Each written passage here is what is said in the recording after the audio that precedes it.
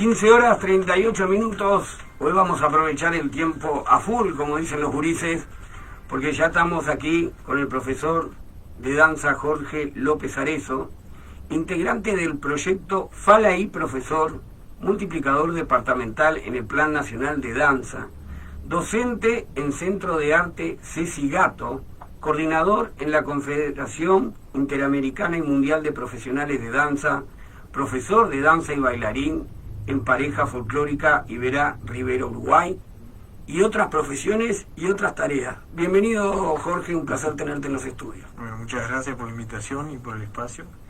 Y aquí estamos para hablar un poco de danza y de tantas cosas que hacemos. ¿Cómo nace ese enamoramiento, vamos a decirle, y esa participación activa en el folclore y en particular en la danza folclórica? Y desde pequeño, creo, ¿no? Es una inquietud de movernos que desde chiquito ya la teníamos y se fue dando la situación en la vida misma y nos fuimos metiendo en esto del folclore, nos fue gustando, primero como un chiveo, como un hobby, y bueno, nos fue interesando tanto la propuesta que terminamos tomándolo más en serio y dedicándonos a estudiarla a fondo, a aprender, y bueno, hasta la fecha seguimos vigentes todavía, probándonos y aprendiendo día a día, ¿no? Esto es algo que todos los días aprendemos algo nuevo. Vos hablabas de aprendizaje, ¿no, Jorge? Y digamos, si tomamos en cuenta, ¿no? Cuando hablamos de folclore nos referimos a nuestras costumbres, con sus relatos, con sus cuentos, sus creencias, supersticiones y hasta historia. ¿Se ha perdido esa sabiduría, ese conocimiento del pueblo que trae reflejado el folclore, donde va mucho más allá de lo que generalmente conocemos como música o danza folclórica? No, creo que perderse no se ha perdido. Quizás sí lo que cambió es la manera de cómo ese proceso se daba, que era mucho el proceso folclórico en sí se mutó, cambió, ya dejó de ser esa transmisión oral totalmente. Hoy tenemos todo globalizado, todo en un teléfono multifuncional, en una computadora, y así la persona del centro de la campaña, del medio del campo, ya puede acceder a mucha información que antes, si no se transmitía de padre a hijo, no se tenía esa sabiduría que era desde la familia. Hoy cualquiera que maneja un poco la tecnología, las nuevas generaciones, sobre todo que son las nativas de estos cambios, ya acceden a un folclore, pero de otra manera, ¿no? O sea, van adquiriendo ese mismo conocimiento de la familia, de sus ancestros, pero con esta novedad, ¿no?, de por medio. Sin lugar a dudas, no nos damos cuenta, y vos hablabas de la globalización, y ese día a día muchas veces nos pone a control remoto, yo lo llamo de esa manera, ¿no? Nos pone en control remoto donde los resultados son para ayer. ¿Cómo fortalecer esa permanencia justamente de ese folclore en ese dinamismo que te lleva el día a día, en esos espejismos que se venden, digamos, paquetitos de felicidad, ¿no? Corriendo atrás de ese mundo material? ¿Cómo lo van llevando? ¿Cómo lo ves? ¿Qué roles y cómo se puede justamente generar esa mistura, como decimos en la frontera, y no perder algo tan importante como es justamente el folclore de cada país, de cada departamento? Bueno, fíjate que en ese proceso de los aprendizajes que seguimos, el cómo mantener esto justamente es un aprendizaje que tenemos nuevo y constante de reinventarnos en cómo enfocar para seguir transmitiendo folclore, seguir hablando de nuestras costumbres a los más jóvenes, seguir motivándolos a ellos. O sea, si bien quizás le sale natural a alguien que venga del interior, que venga de la campaña, que tenga ya nato ese interés, a la gente urbana, ¿cómo yo la voy a llamar? ¿Cómo la voy a pescar, digamos, para que se vuelque a este tipo de actividades? Si estamos en un ambiente quizás familiar que me lleve esas condiciones y me posibilite mantener el gusto por el canto, por la música, por la poesía, por la danza, por las tradiciones mismo de nuestro país, que a veces las aprendemos en la escuela como leyendo una historia de algo ajeno, nosotros en cierta manera tratamos de ir a motivar, poner esa semillita que no es fácil, pero de a poquito se va logrando. Por suerte, más allá de los cambios que han habido, creo que la educación pública en Uruguay ha permitido en cierta manera dar esa pequeña semilla, ese incentivo para hablar de estos temas, que en otros países quizás no se da hablar de su folclore. Entonces nosotros, si bien cada vez menos, porque hoy hay una apertura más global hacia todo lo que son las disciplinas artísticas, sí se ha podido hablar de folclore, hablar de costumbres, y nos da la posibilidad a nosotros justamente de salir atrás de estos chiquilines que sí van a tener interés. La globalización lo que nos trae es que es masivo la información que le llega de muchas cosas, de distintas fuentes, y tenemos que estar seleccionando a aquel gurí que sí le llama la atención estos temas, ¿no?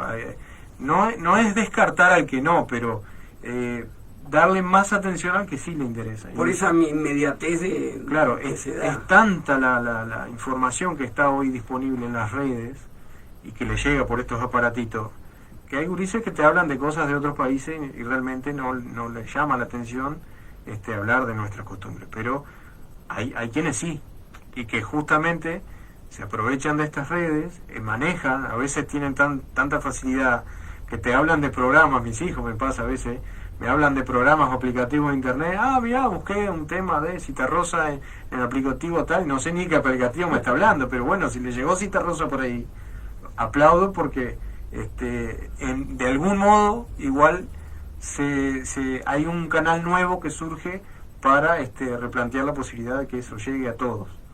Claro, en nuestra época, digamos que tenía que existir un balao, Claro. Un balao como docente, o la propia escuela de música, sí, que existía acá. Yo recuerdo una anécdota, pero no vamos a hablar de los pecados que nos mandamos cuando éramos chicos, ¿no?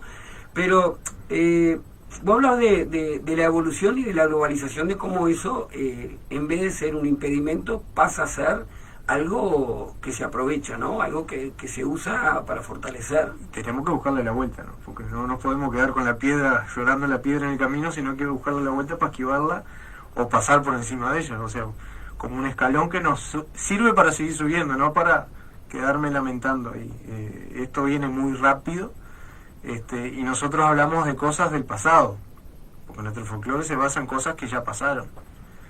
Pero quizás en la próxima generación vayan a hablar además de lo que nos está pasando hoy. Claro. ¿Entendés? Entonces todo eso se va acumulando. Tenemos que sí ir atrás, pero no perder todo este proceso que estamos viviendo. Claro, si no es como salir del camino, digamos, lo que viene pasando, ¿no? Claro, no podemos obviar todo este cambio, que lo tenemos que incorporar, sí o sí.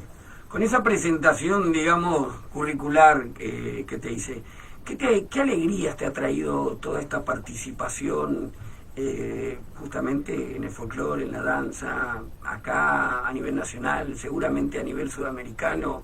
¿Qué riquezas te trae?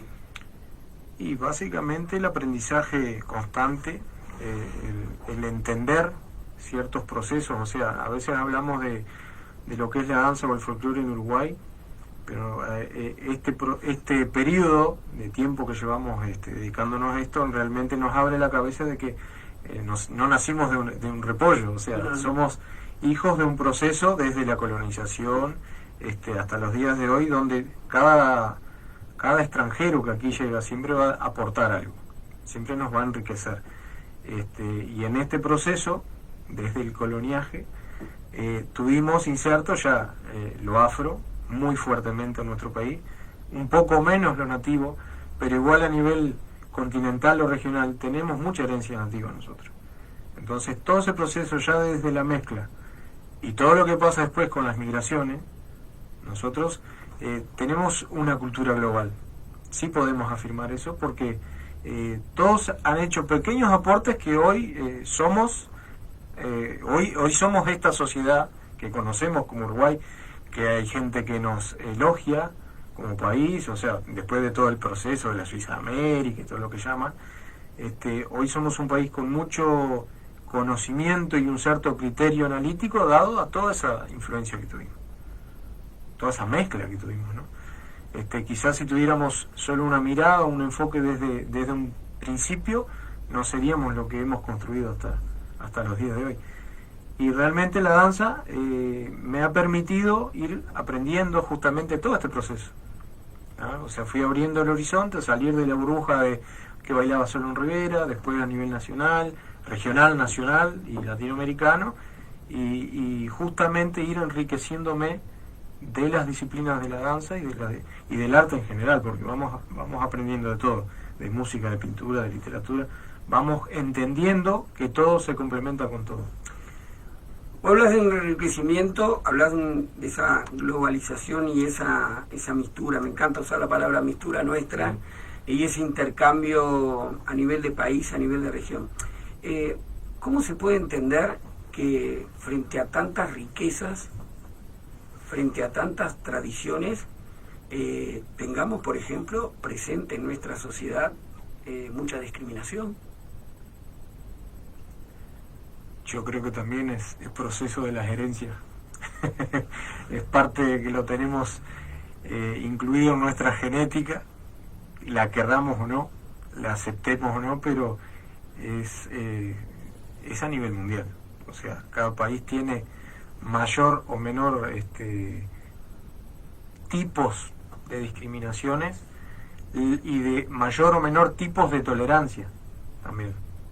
Pero eso es un proceso de la sociedad, de cómo se va construyendo, cómo va corrigiendo esos procesos y entendiendo por qué a veces discriminamos al otro y hasta qué modo, en qué medida lo hacemos y cómo lo logramos solucionar. A veces no es fácil, en el caso nuestro que tenemos, como decíamos, en ese proceso de gestación de este pueblo, que tantas culturas, a veces existen los rechazos.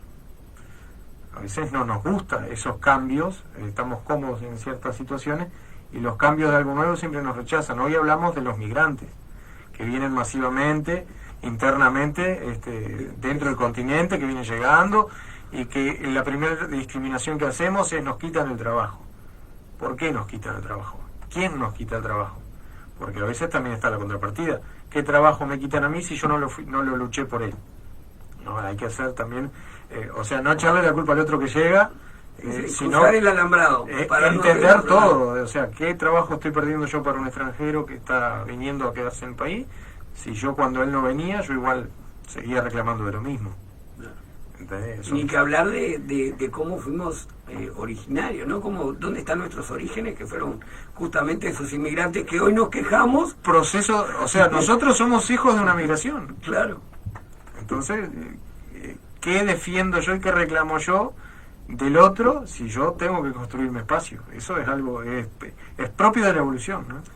Sin lugar a dudas, la pandemia COVID-19 ha afectado en todos los órdenes de la vida de cada uno de nosotros. Y entro apuntando a esto para hablar un poquito de justamente de que nos cuente de qué se trata ese festival virtual de bailes tradicionales. Recordan Recoluta Orejana del baile tradicional Gaulla. Es todo un título, ¿no? Para los ignorantes como yo, viste, es todo un título, ¿no?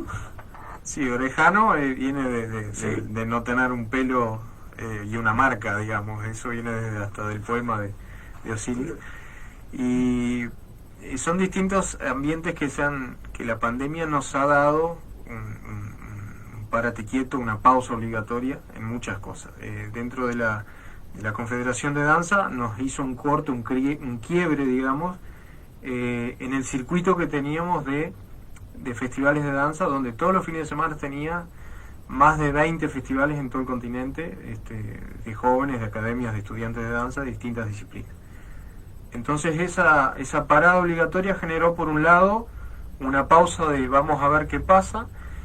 Internamente gestionamos una serie de congresos internos, primeramente, para hablar de temas de danza, de organización, de qué íbamos a hacer.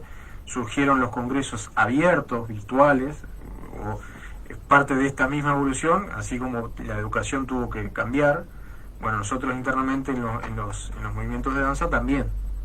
Entonces tuvimos que pasar a dejar de hacer cosas presenciales y pasar a las virtuales. Los congresos fueron una de las salidas que tuvimos para seguir hablando de danza, seguir trabajando y clases en vivo, para no quedarnos totalmente quietos.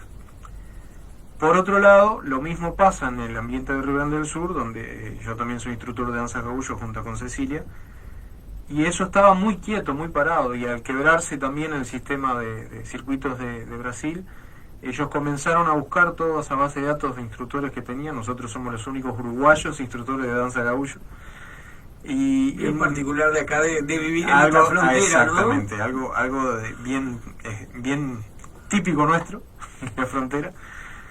Entonces nos invitaron para ser parte de este grupo, primero de estudios, eran reuniones virtuales por Zoom también, para hablar, para dialogar sobre las danzas, estudiar en forma conjunta la parte técnica, la parte teórica, y después empezaron a transmitir estas clases virtuales por el canal que tiene YouTube, justamente, que se llama Fala y Profesor, que es motivado por uno de los instructores de Río Grande.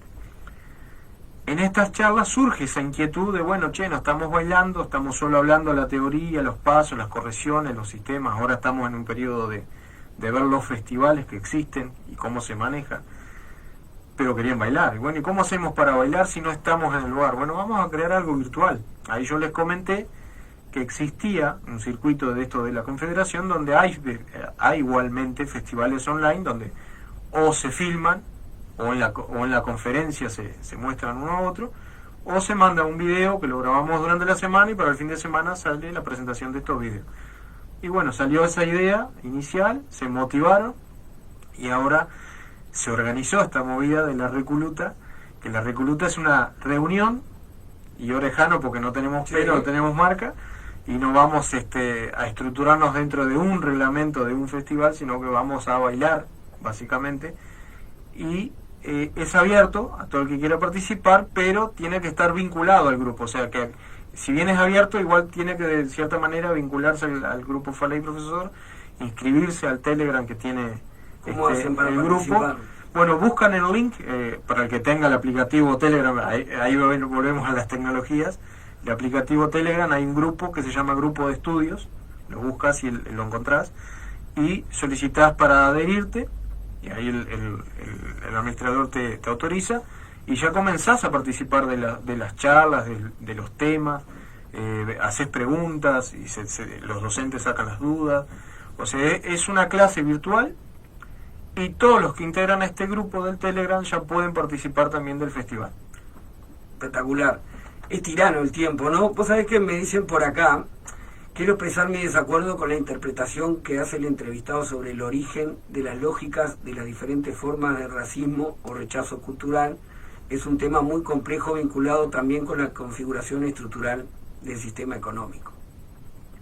Sí, obviamente, una cosa no está desprendida de la otra, pero uno lo hace bastante escueto por el tiempo, pero no vamos a entrar a hablar de sociología, pero sí. Sí, sin lugar a dudas. Obviamente la sociedad es influenciada por la economía. Y hasta su distribución, y podríamos hablar hasta de distribución de la riqueza y muchas cosas. Sí, hay entrar en otros temas sociales, políticos. No, pero que hacen parte de las tradiciones y de la cultura. No, y claro, y que hacen parte desde nuestro proceso fundacional. Sí, claro. ¿Por qué viene a hacernos colonia? Por un fin económico. Sí, no vinieron por buenitos. No, obvio, porque acá ya había gente. Acá ya había gente con sus costumbres, con sus creencias. Sin lugar a dudas, el gran motor siempre ha sido de la derrota y del crecimiento, el motor económico. Siempre por detrás. Jorge, quiero agradecerte a ti y así al conjunto de artistas que siguen llevando adelante la permanencia de nuestro folclore. Esperemos tenerte aquí en más de una oportunidad, y más de compañeros tuyos también que participan en esta patriada preciosa que es llevar adelante justamente nuestro folclore. No, tratamos de hacer un pequeño aporte, no somos los únicos ni los abanderados de nada, sino que somos una voz más dentro de todo un coro de gente que trabaja haciendo de la cultura una forma de trabajo también.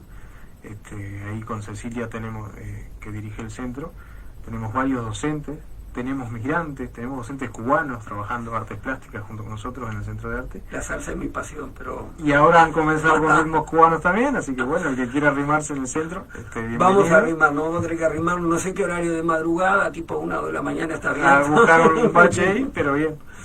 La verdad que sí, placer enorme, Jorge, y como vos decías, son muchos los que están y bueno, esperemos que esto siga caminando para poder enriquecernos y aprender mucho con ustedes. Muchas gracias por la invitación y bueno. Ricardo, nos vamos entonces a una pausa